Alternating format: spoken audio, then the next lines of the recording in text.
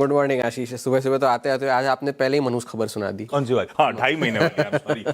क्योंकि सबसे पहले आदमी वही टटोलता है, क्या करें। रही बात इन सारे डेवलपमेंट्स की, तो अभी भी ये सारी बातें जो है हवा में है और मार्केट अब इन चीज़ों को ज़्यादा तवज्जो दे नहीं रहा, क्योंकि अब पता है कि मोटा मोटी सीज फायर जो है वो हो चुका है। ये छिटपुट घटनाओं से कोई ज़्यादा बड़ा रिएक्शन नहीं आ रहा, ना तेल की कीमतों में बढ़ोतरी हो रही है, क्योंकि जितना तेल जो फ्लो होना था उसका मेजॉरिटी हिस्सा तो फ्लो हो चुका है। लोगों ने उत्पादन भी बढ़ाए हैं और जब तक किसी तेल एसेट पर हमला नहीं हो रहा तब तक कोई तेल तो अभी जहाजों की आवाजाही हो रही है, हो रही है। ईरान ने जो कॉरिडोर दिया उससे आप जा रहे हैं तो कोई पंगा नहीं। हाँ, वो हो रहा है जैसे होना चाहिए था वैसे ही। अब ऑफिशियल डेटा केपलर से तो अब तक आया नहीं है कि कितने जहाज गुजरे हैं ओवर द वीकेंड, लेकिन आवाजाही चल रही है। ये सेंट्रल कमांड का भी यही कहना है। अब पाकिस्तानी सोर्सेज ने एमएस नाउ को ये कहा कि बातचीत जो है वो थम गई है, लेकिन सारे रिप्रेजेंटेटिव्स जो है दोनों पार्टियों के वो अभी भी स्विट्जरलैंड में बने हुए हैं कि अगर इजाजत मिल जाए दोबारा बातचीत शुरू करने के लिए तो वो वहीं पर रहे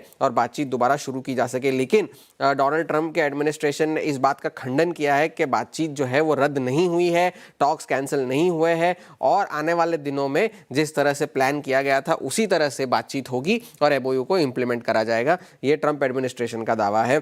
एक्सियोस ने आज सुबह ये रिपोर्ट दिखाई है, जिस वजह से यूएस फ्यूचर शायद थोड़े से ऊपर इसलिए भी है कि यूएस और ईरान ने फिलहाल के लिए जो है एक दूसरे पर हमला करने को जो है रोक दिया है, हामी भरी है कि हम एक दूसरे पर हमला नहीं करेंगे और इसी हफ्ते जो है दोनों पार्टियों के बीच में मुलाकात होगी। लेकिन अब तक इस खबर को इंडिपेंडेंटली किसी ने वेरीफाई नहीं किया है, ना ट्रंप एडमिनिस्ट्रेशन ने ना ईरान के एडमिनिस्ट्रेशन के किसी अफसर ने। डोनाल्ड ट्रंप ने फिर से कल ओवर द वीकेंड ईरान को धमकी दी कि अगर बातचीत विफल रही तो फिर से जो है सेना का इस्तेमाल करना पड़ सकता है और अगर ऐसा करना पड़ा तो ईरान जो है उसका नामो निशान मिट जाएगा, एग्जिस्ट नहीं करेगा ईरान। फिर से ये उन्होंने धमकी दी। वो इसलिए हुआ क्योंकि आईआरजीसी ने जो है अली अल सलाम एयरबेस कुवैत में और फिफ्थ नेवल फ्लीट का जो बेस है सलमान पोर्ट में बहरीन में, उन दोनों पर हमला किया, वो इसके यूएस के अटैक्स के जवाब में।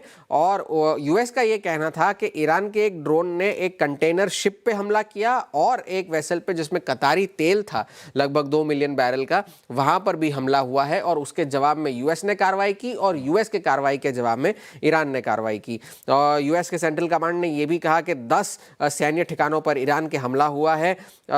उन्हें मौका दिया गया था सीज फायर का पालन करने का, लेकिन उन्होंने ये फैसला किया है कि वो उसका पालन नहीं करेंगे। उस वजह से हमने ये जवाबी कार्रवाई की है और हमारी सेना जो है अभी भी तट पर बनी हुई है। हुआ ये कुवैत और सभी खाड़ी देशों ने इन हमलों की निंदा की है। तो अभी तक फिलहाल डेवलपमेंट्स यही है कि बातचीत होगी या नहीं होगी ये बात हवा में है, लेकिन बाजार जो है इस बात को ज़्यादा सीरियसली ले नहीं रहा। बाजार यूएस के मिला जुला सा कामकाज था गुरुवार और शुक्रवार दोनों दिन, दबावी कह लीजिए हल्का सा, क्योंकि नैस्डैक भी शुक्रवार को जो है नैस्डैक 100 300 अंकों की गिरावट के साथ बंद हुआ। लेकिन कुछ चीज़ें जो ध्यान रखने वाली ये है कि पीसीई इन्फ्लेशन का जो आंकड़ा आना था वो अनुमान मुताबिक ही था, लेकिन फेड के टारगेट से बहुत बड़ा था, क्योंकि 4.1% साल दर साल बढ़कर आया है और कोर पीसीई जो है 3.4% साल दर साल बढ़कर आया है। पर्सनल सेविंग्स रेट अभी भी कम है। लेकिन कल एक चीज़ ये भी हुई कि सऊदी अरामको का कल एक हेलीकॉप्टर था, उसकी वो दुर्घटनाग्रस्त हुआ रस तनुरा में। और रस तनुरा में कल ही जो है शुक्रवार से ही क्रूड लोडिंग सऊदी अरामको ने फिर से शुरू की थी और 4 महीनों की पॉज के बाद जब से युद्ध शुरू हुई थी उसके बाद से ये हफ्ता महत्वपूर्ण इसलिए भी है यूएस के बाज़ारों के लिए क्योंकि फेड पॉलिसी के बाद पहली बार केविन वॉर्श फेड चेयर जो है वो यूरोपियन सेंट्रल बैंक के सिंपोजियम में पुर्तगाल में जो होने वाला है उसमें हिस्सा लेने जा रहे हैं। वो वहाँ पर वो क्या बोलने वाले हैं उस पर बाजार की नजरें होंगी। शुक्रवार को स्वतंत्रता दिवस के उपलक्ष्य में वहां पर छुट्टी होने वाली है, जिस वजह से जॉब्स रिपोर्ट जो आनी थी शुक्रवार को वो अब गुरुवार को आएगी, उस पर बाजार की नजरें होंगी। एम्प्लॉयमेंट आंकड़ों पर नजर होगी और consumer confidence, manufacturing PMI, auto sales, ये सारी चीजें बाजार ध्यान रखेगा।